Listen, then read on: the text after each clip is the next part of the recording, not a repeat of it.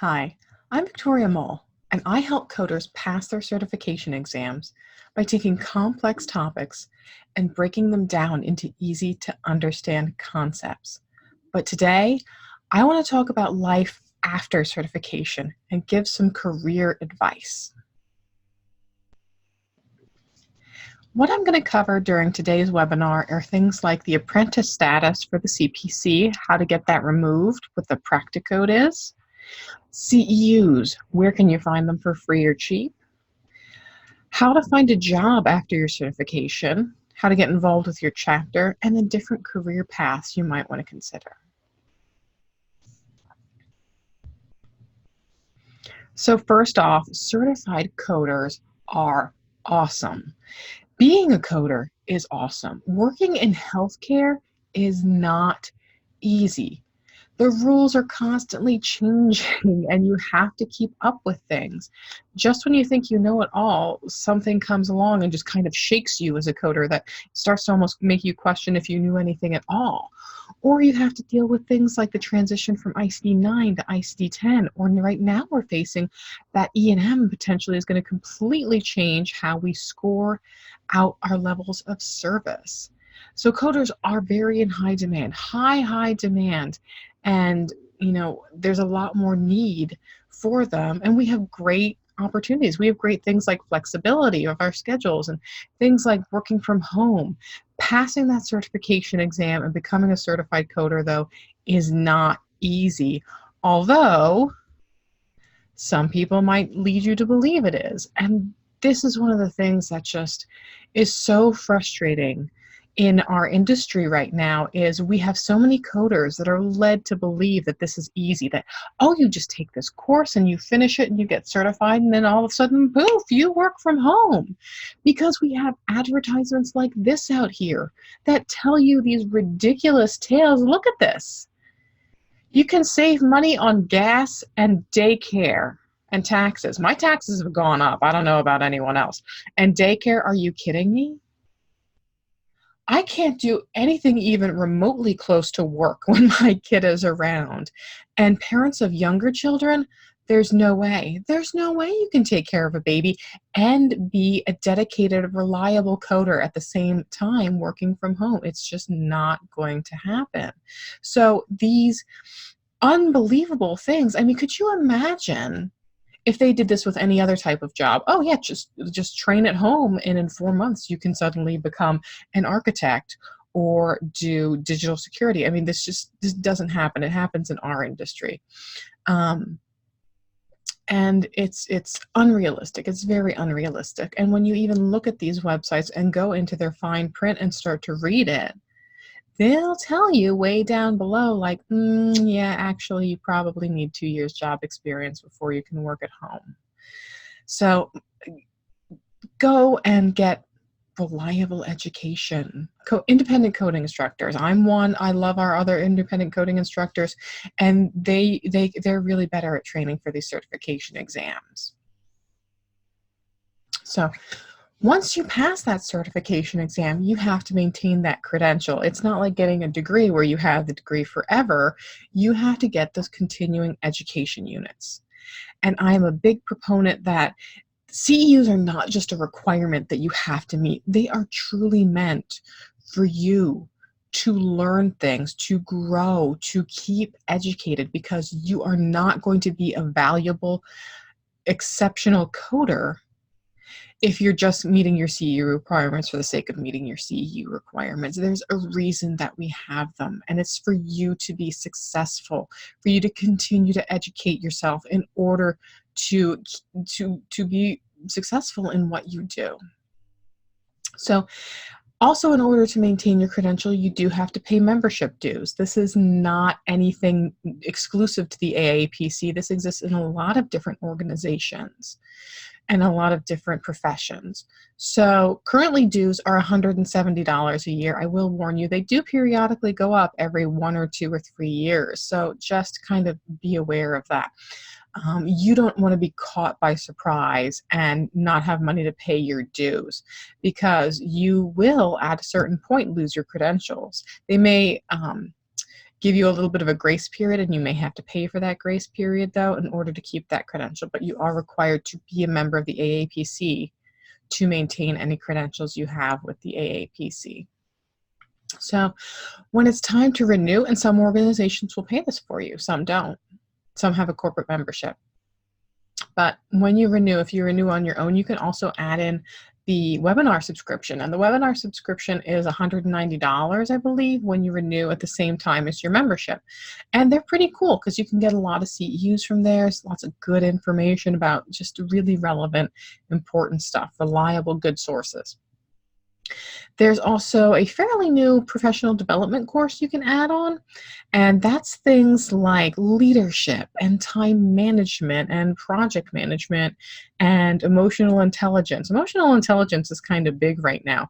I actually had mine done a couple years ago, and it kind of essentially said that I can recognize when people are sad, and I understand that they're sad, but I don't really get why they're sad. So it's something kind of important to know about myself.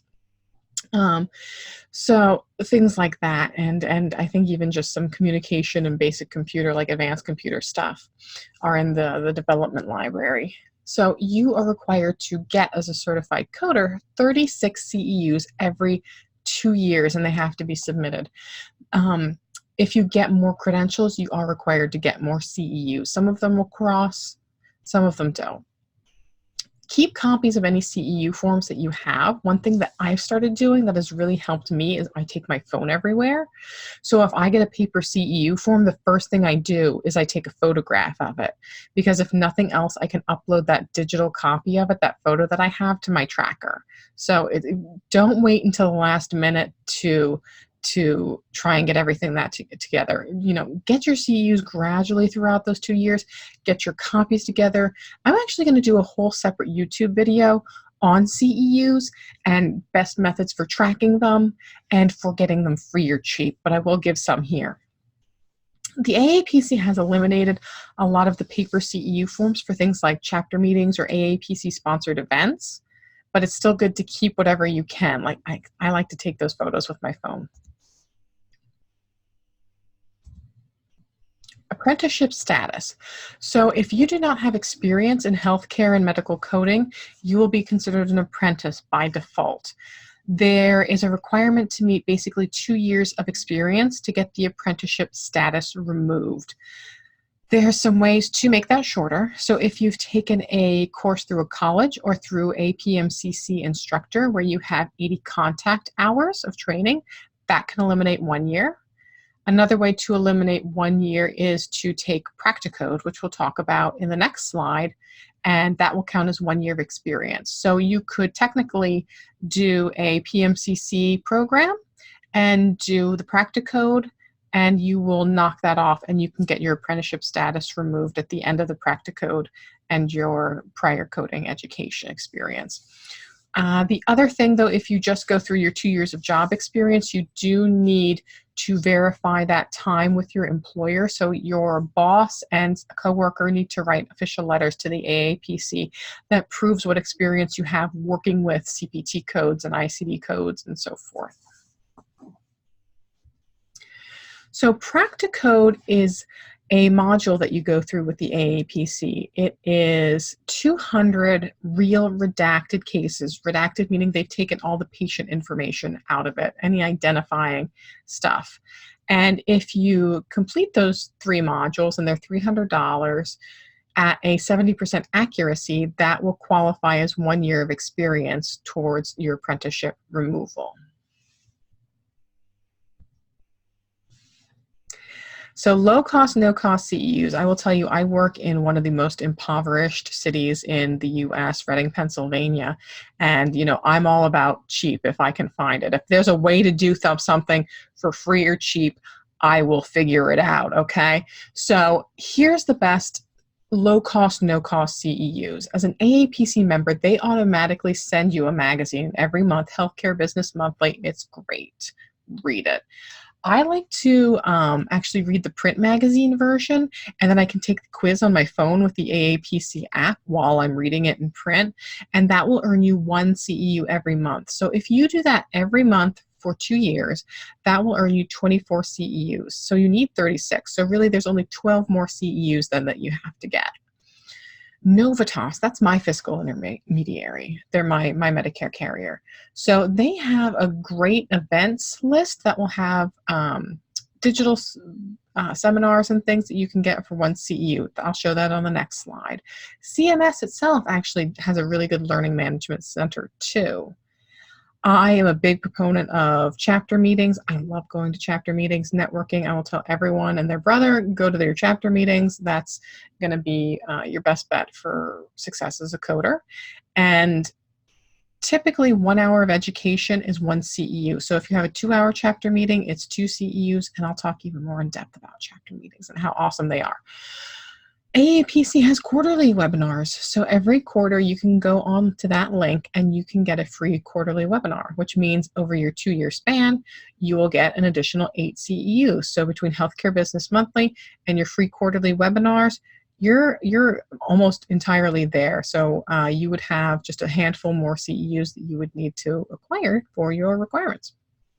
A lot of people also like hitnots.com. Apparently there's some good CEUs there. There's also different Facebook groups and things you can find for that.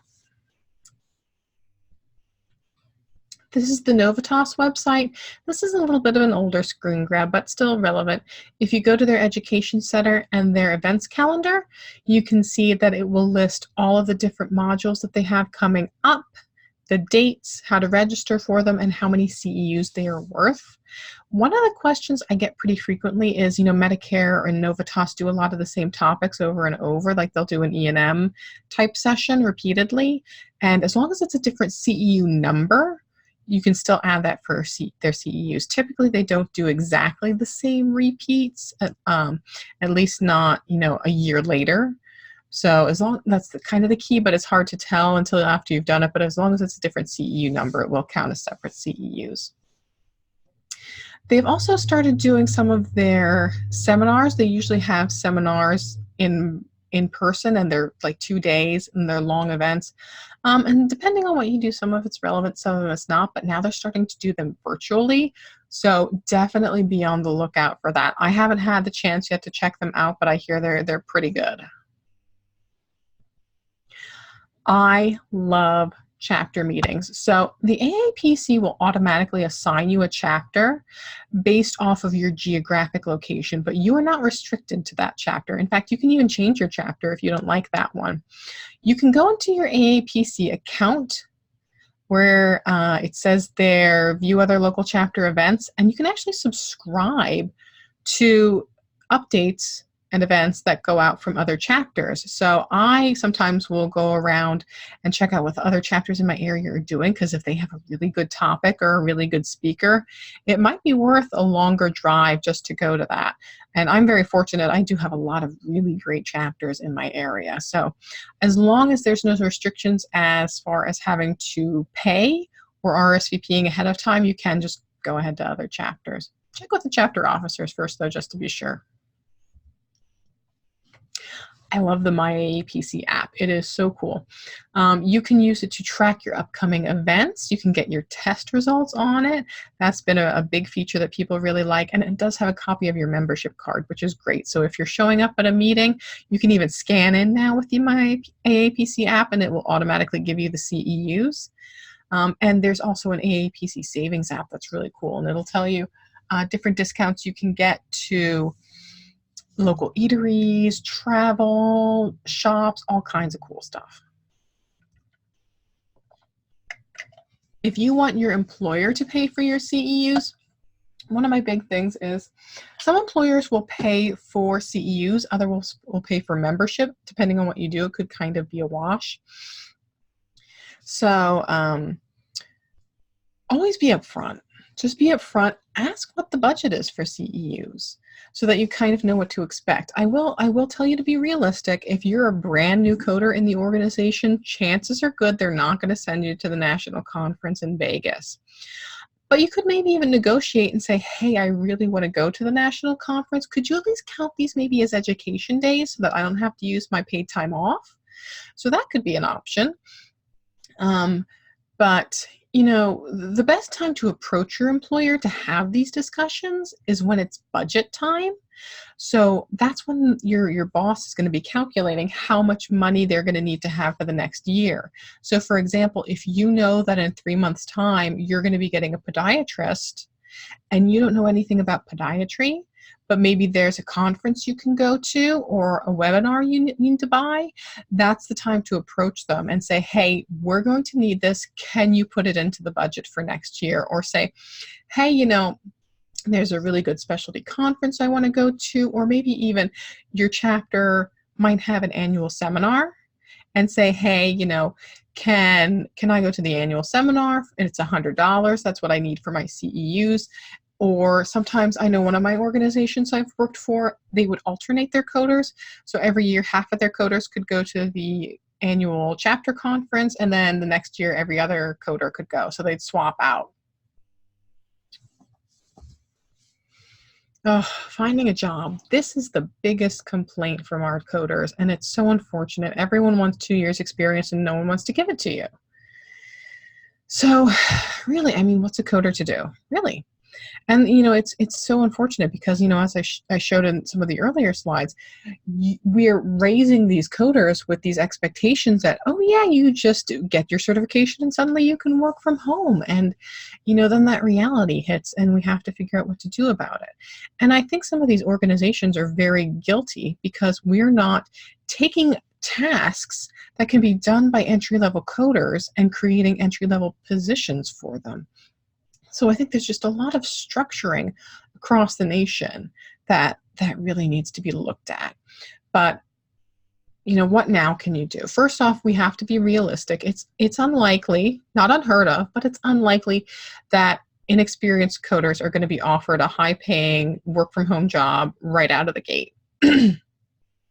There's just a little bit of a liability. You don't know if that new coder is going to really know what they're doing, or if they just manage to maybe they're just a really good test taker. But there's a lot you learn after just even a couple of years experience. So the best thing to do is if you can do an internship, that's great. I was hired off my internship. I did charge entry and I was hired right off my internship. Look for entry-level positions, coding support, charge entry, things like that. If there's an organization near you that allows transfers, some of them, they'll allow transfers even within just a short period, a couple of months. So once you're in the organization, a lot of times organizations have to hire internal people before they can even post jobs externally. So it's good to get into the organization first. And one thing I can tell you is that because some organizations have so many people that want to get in, they don't even post their positions like in newspapers and online. So check the organization's direct website. So if it's, we'll just use the Mayo Clinic as an example, go to their website and check their job listings. Because if there's a lot of people going in, they're not going to want to spend time on advertising if people are just going to go right to the website. So check the websites directly. And network and network and network and network. And don't ever give up on your credentials. So resources for finding jobs. LinkedIn is great. Start an account and list all of your accomplishments and get a professional photo, not like a photo of you and your significant other drinking at a Christmas party, like a nice photo. No Snapchat filters, no stars and hearts and dog ears, anything like that. And what I would suggest is if you have a friend, have them take a photo, go out somewhere where there's nice natural daylight, not like you're sitting in your car and nice natural daylight with your seatbelt on, because that's not always the best. But if you could maybe go to a park with some nice background, like trees or something, natural daylight is good. If not, take a nice selfie.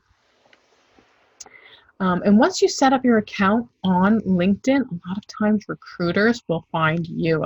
They're out there, they're searching for certified coders. If not, find the recruiters and send a LinkedIn request to them. Coders Direct, I love. You can post your resume there, or you can search for jobs.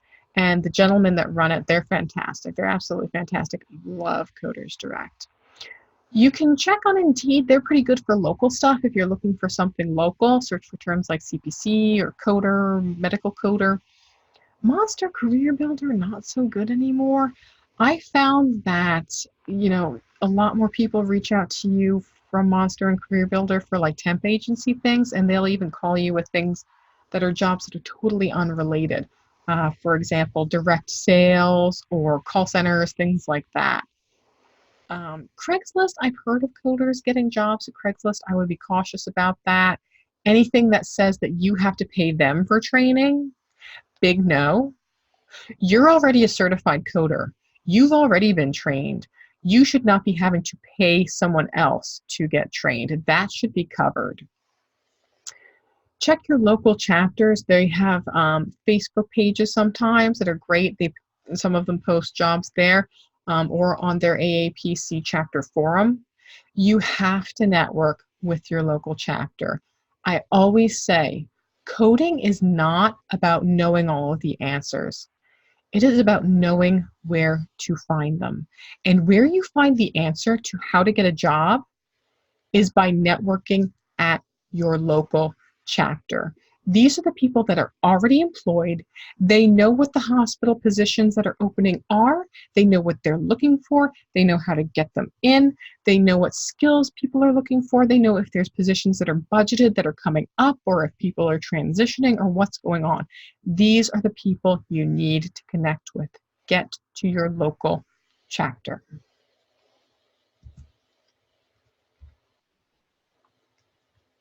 Update your resume. Make sure you keep it to maybe 1 page, 2 maximum. Don't make it too cluttered. Emphasize your accomplishments. Do you have a certain accuracy rate? Are you really, speedy with getting charges entered? Did you have a really high grade on your certification exam? Make sure you use clean, professional font, easy to read, no Comic Sans, nothing like that. Keep the information recent and relevant. They're probably not going to want to know that you had a paper route when you were 13 years old, because those skills aren't going to apply to what you're doing in medical coding. So what's going to apply to your medical coding background? And when you're sending your resume, use a smart file name. So employers are going to get 100 resumes that say resume.pdf. So put your name in it. Have it say Jane Smith resume.pdf. Don't give lengthy personal statements about your kids, or even things like blank spaces in your employment history. So if you were unemployed for a year, employers aren't as initially concerned about that, because they're really just looking to see if you have the correct skills that they need for this position. What you can do is just later on, if it comes up in an interview, and they ask you about it, you can explain and say, oh, I was taking care of a sick parent or a sick child or going through a divorce. That's when you want to explain that. You don't just want to kind of give that extensively up front. Make sure you have an appropriate email address. It's one thing if your email address is even like orangekitty@gmail.com, but if it's like sexykitty69@gmail.com, get yourself a new account with just names, something that's appropriate, professional, okay?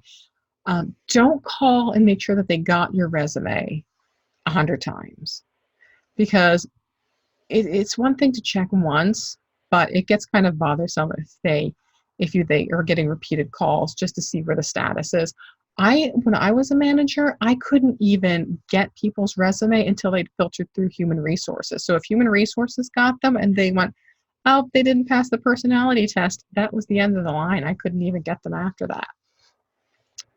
Basic computer skills, you don't need to list too much anymore. It's expected that you know how to use a keyboard and how to use Microsoft Office. That's kind of a given. And make sure you proofread and clean up any of your typos.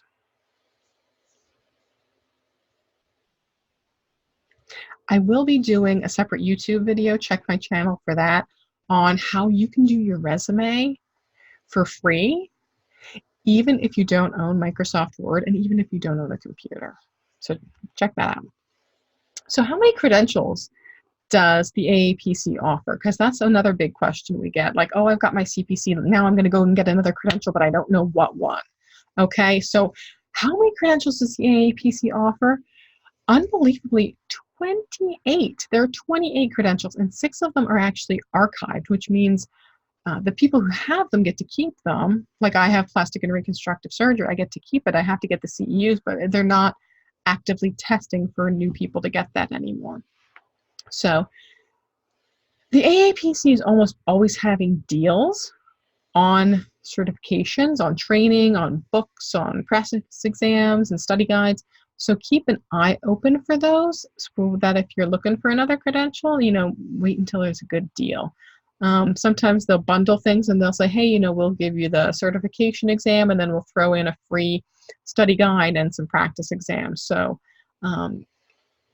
keep an eye out for that. But how do you know what credential to go for? So that, because there's so many, obviously.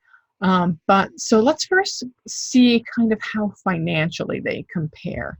So, oh, I almost forgot to mention the CPMS is an upcoming one that we have in addition to the ones. So keep an eye out for that. It's been in beta testing for a while. But credentials and the salary. So this is from our most recent salary survey, and you can see topping the charts here is our CPCO and our CPCI, which is now actually called the the AAPC approved instructor.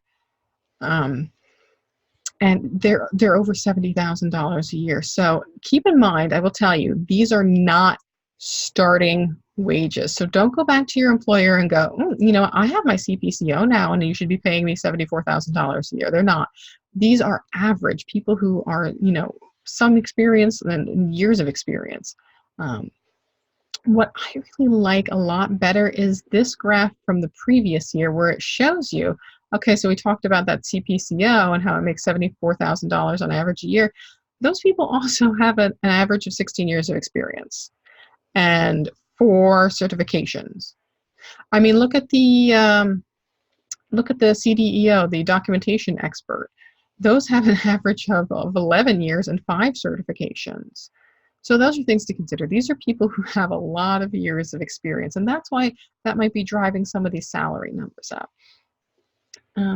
One thing I want to mention about extra credentials is I do get asked, people say like, oh, well, should you expect more pay because you have an additional credential? So I'll tell you a couple of things.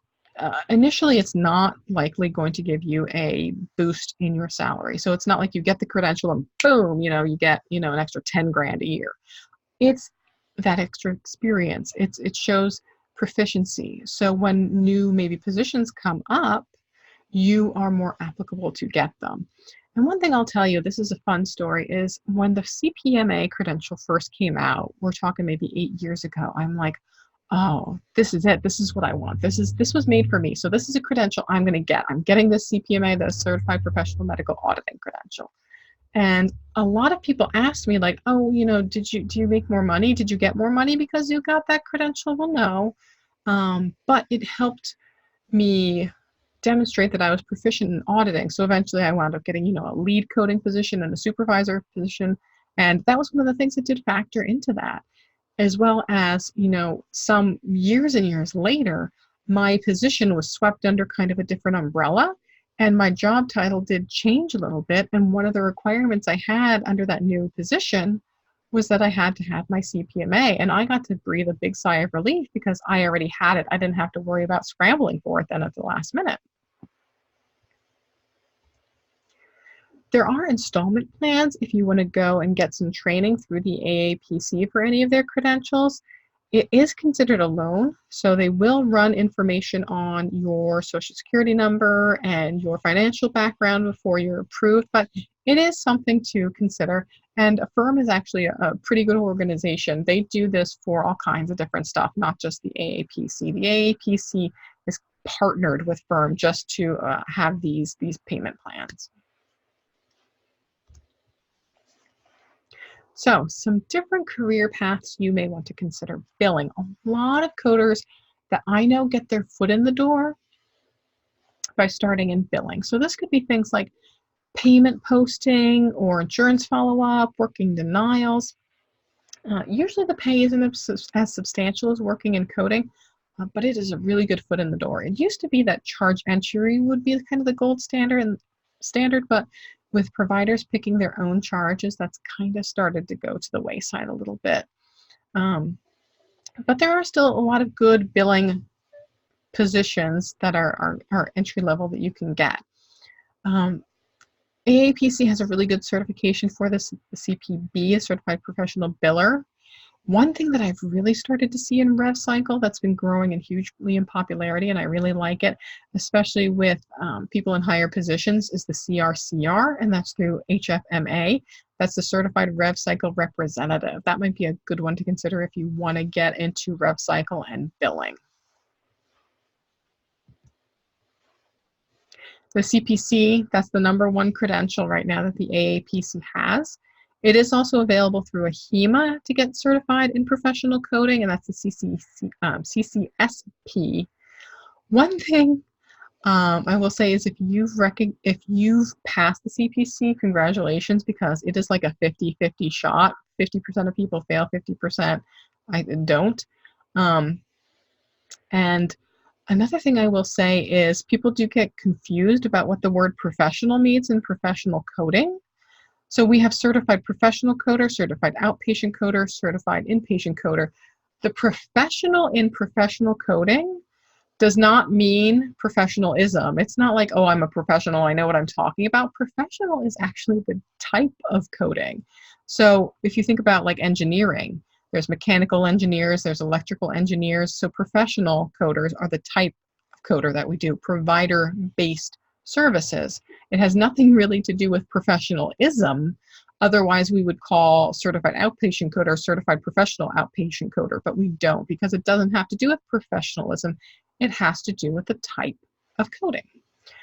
In professional coding, there's often like this big divide, like here's our E&M coders and here's our surgical coders.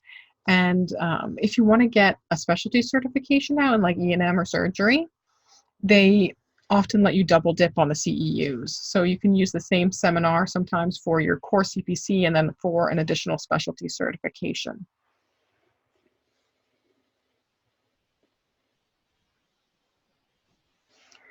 So outpatient coders work with surgery center staff, emergency room. They have to know not only the professional side of billing, but the facility side, so using that UB04 form, and they have to be familiar with OPPS, which is the Outpatient Prospective Payment System. Inpatient coders are facility coders, so they bill for the hospital, the facility fees. They work with like ICD-10 PCS and the DRG systems and the inpatient prospective payment system. Typically, there's kind of this divide that AAPC does more professional coding and then AHEMA does more specialized with inpatient coding. So that's something to consider if you're thinking about going and learning inpatient coding. Risk adjustment coding has been skyrocketing. That's actually the second most popular credential now that the AAPC has. It's a lot of very strong knowledge of ICD-10 CM coding guidelines.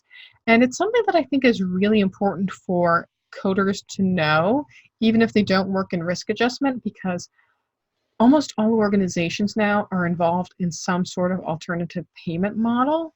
And depending on the type, the HCC codes can play a huge factor in that. And I'm even starting to see trends now of certain commercial payers saying things in contracts like, depending on how you score on your HCCs, we might adjust your fee schedule in future years. So it's a good thing to know, but those risk adjustment coders know a lot about the HCC scores, how things like diabetes with complication has a higher score than just uncomplicated diabetes, how to recognize those documentation deficiencies, and how to apply guidelines for the RADB, the Risk Adjustment Data Validation Audit.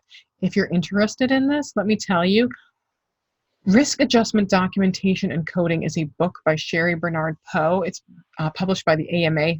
Phenomenal. Will tell you everything, gold standard of risk adjustment coding. Fantastic. Cannot recommend it enough. auditing. So a lot of certified coders I know get really interested in doing auditing. One of the things I will caution people about is auditing isn't just sitting and doing an audit. You have to be able to explain those audit results to the provider. And that can mean sometimes some pretty intense conversations. So you have to know what are quality resources and how to back those up.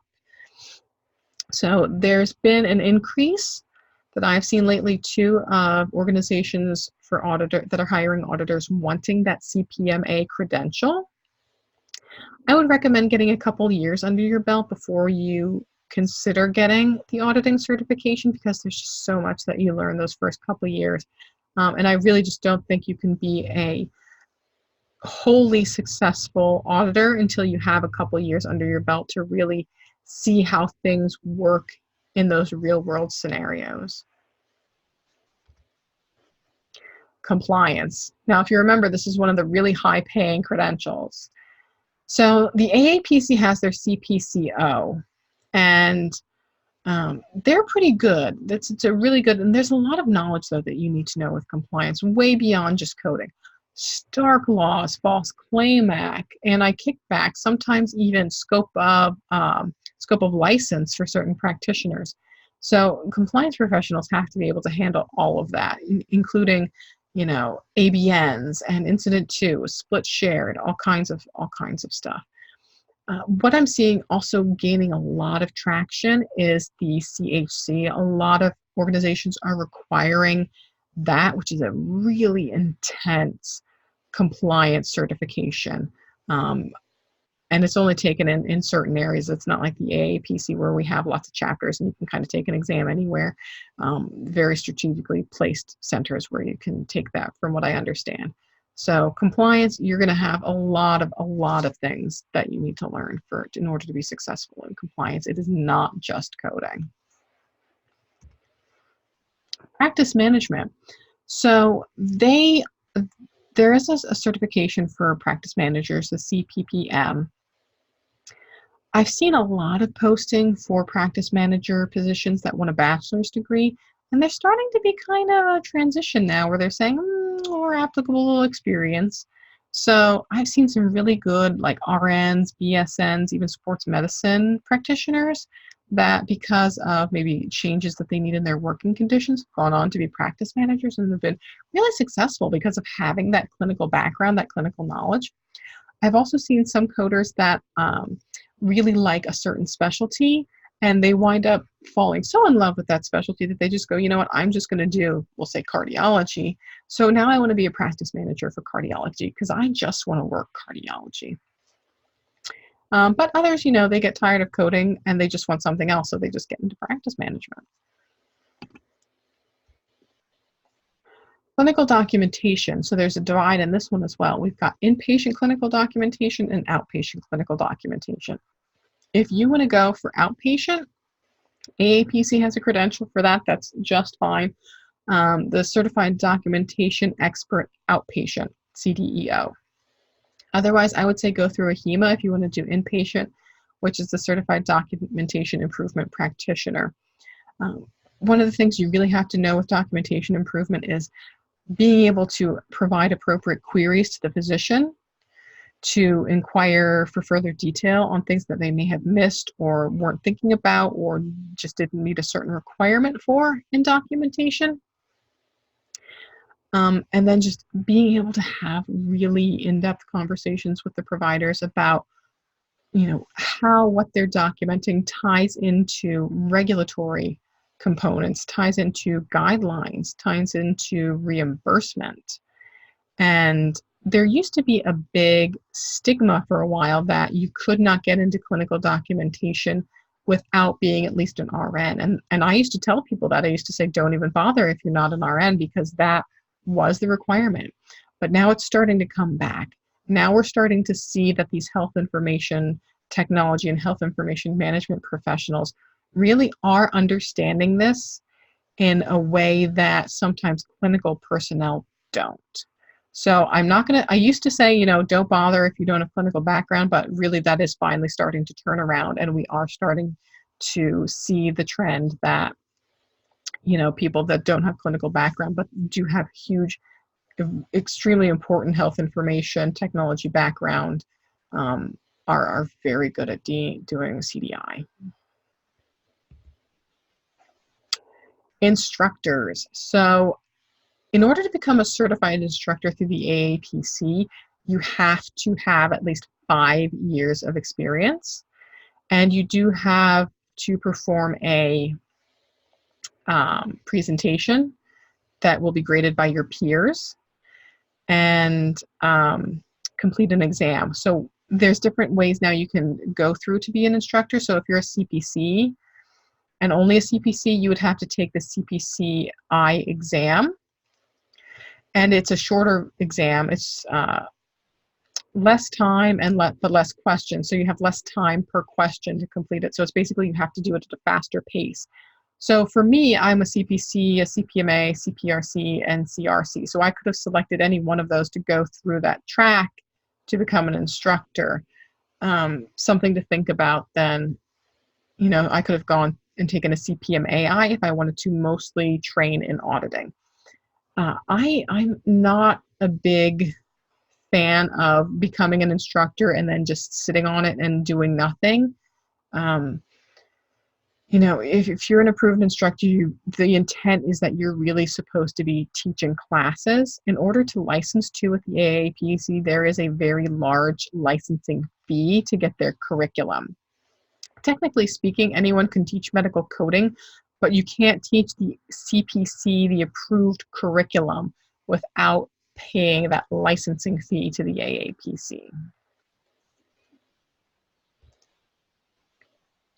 Management skills. So this has come up a lot in some recent evaluations the AAPC has done. People say, I don't know how to get management skills. So one of the things that you can do is see if your organization has some kind of shadowing program or a leadership program that you can get into. I will just say on a personal note, in America, I don't think we treat our leaders very well. I think the expectations are unreal high. There's people working in excess of 50 hours a week. The conditions are tough.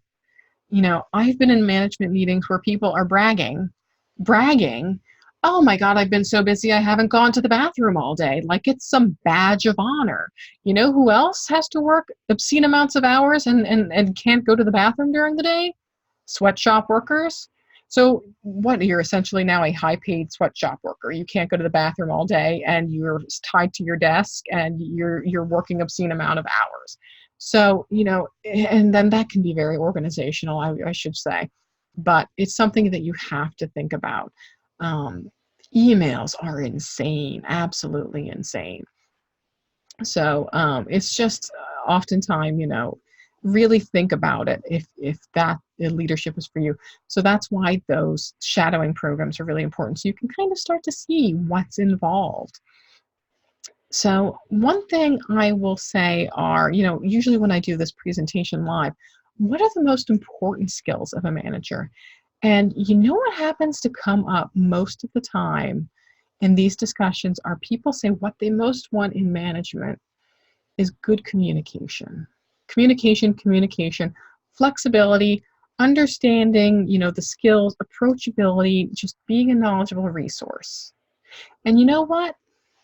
You don't need to manage anyone in order to do that. You can be an amazing communicator and not manage a single person. So stop thinking about management. Start thinking about just leadership skills. How do you get leadership skills? Have you seen these pictures, things like this? Like, the boss is the person behind the desk, and the leader is the person charging in front of. So you can just kind of almost fake it till you make it with this. Just be that resource. Be that person that people want to go out to. Communicate well. Help other people research. Leave people encouraging notes. Offer to take on projects. One of the big ways I got up the ladder in what I do is I would sit in these meetings and they go, oh yeah, we have a special project and we need someone to volunteer to do it. And I'd look all around. Nobody had their hand raised. So here we go. I'll do it. Sure. And, as I started taking on these projects, they would see how well I was doing at them. And then I got bigger projects, things like implementing charge scrubbers or practice management systems, and it showed that I had experience working on a team. You can do this though completely outside of your organization, or if you aren't even employed yet. AAPC always has your back. Don't be held down by your career and let your job define your career. The AAPC is always there to help you out, always. You can volunteer as chapter officer, and then you can say, I have a big chapter. My chapter is like 400 people. So I always say, I help coordinate activities and continue education for over 400 coders and healthcare professionals. Pretty impressive, okay? So you can also have to proctor exams, plan for events. So a lot of cool coordination stuff that does demonstrate a lot of leadership. Other ways, you can submit articles to Healthcare Business Monthly. They have a form now, I think, that you can just drop them in and they'll help you out. You don't have to be an expert writer. They'll scrub and put headers and all kinds of stuff on for you. It's if you have something that you feel strongly about, write about it, send it to Healthcare Business Monthly. You can also offer to speak at any AAPC events. I like to speak at the national conferences. You can speak at your local. Start at your local chapter. Work your way up. Do a test run. Make a presentation. Do a test run at your local chapter, and then head out to nationals. And then you can go, I'm a national speaker, which is an awesome thing. It's a huge accomplishment, huge. But they always need speakers. So, there's a lot of things you can do to learn to become a good speaker. Toastmasters. I take free courses on Udemy and on YouTube. There's a lot of things that you can do to work on your public speaking skills. If you're not into speaking, you can just help run second proctor for certification exams. So that's something you can do. Volunteer your time. Just volunteer. It's important. Shows you're a team player. If you're really good at coding, you can also volunteer to run the CPC review class, which is usually like at least a half a day thing for upcoming test takers. Just kind of go over all the basics 101 again. Or you can just promote on social media. Say lots of positive things about the AAPC. Help people out with their questions on the AAPC Facebook page.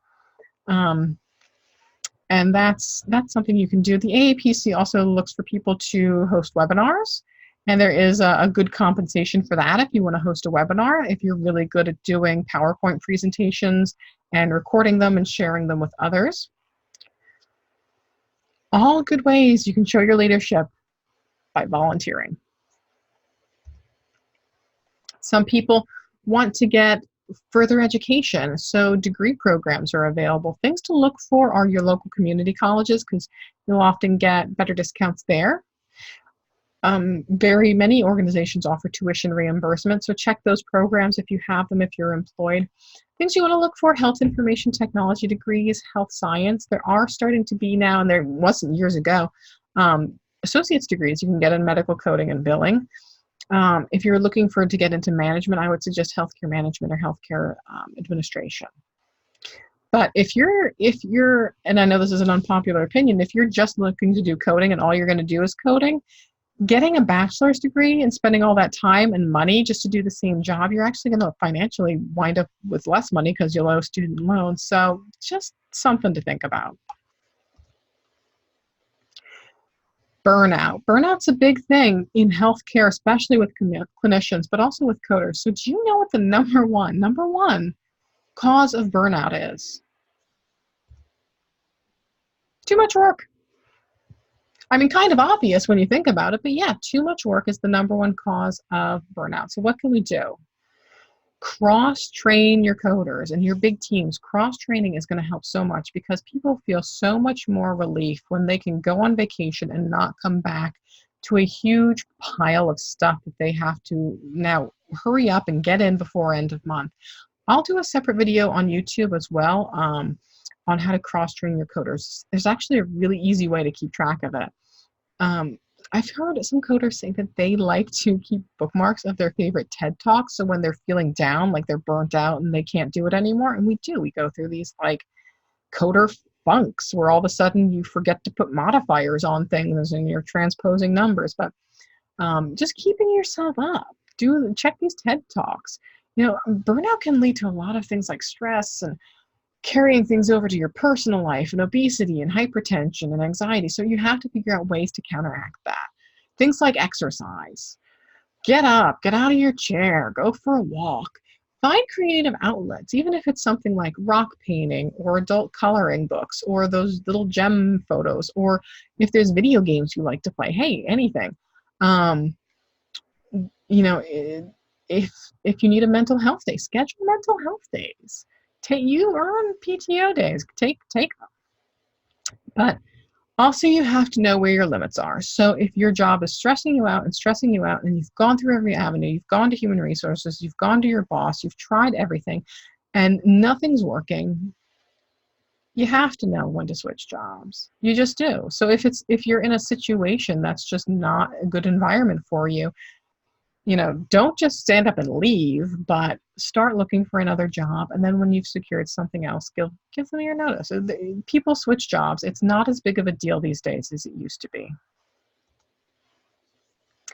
Social media. AAPC has been really amping it up on social media. They've been having some cool contests coming out. So also check that out. They post great articles and tips on their Twitter and their Facebook. So if you haven't joined that yet, you can even find some really good inspirational stories from other coders on their social media sites. And there's also other good like communities you can find if you just search around. Jobs for American Medical Coders. Medical Coding Geeks is a really good Facebook group that I personally like. And you can even find things for specialties, orthopedic coders, OBGYN coders, so things you can look into.